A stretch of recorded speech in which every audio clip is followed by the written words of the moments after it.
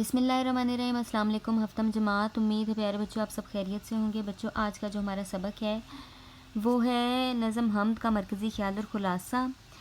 नज़म हमद का मरकज़ी ख़्याल ये है कि इस शायर में हफ़ीज़ुर रहमान गाज़ी सवालिया अंदाज़ अपनाते हुए सवाल करता है कि इस पूरी दुनिया को और इसमें मौजूद तमाम अशिया को मसलन मैदान और सहरा, गुलशन, फूल, चाँद, सूरज, सितारों का पैदा करने वाला कौन है?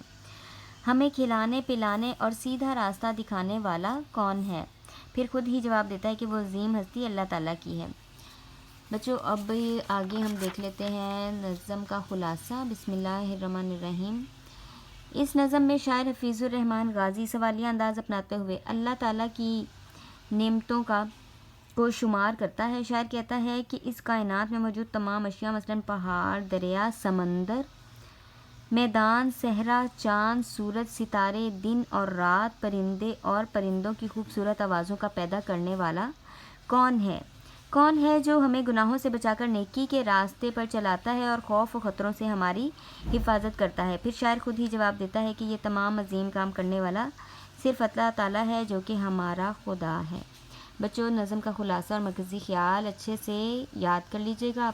आप आज का सबक कितना ही है। अल्लाह हाफ़िज़।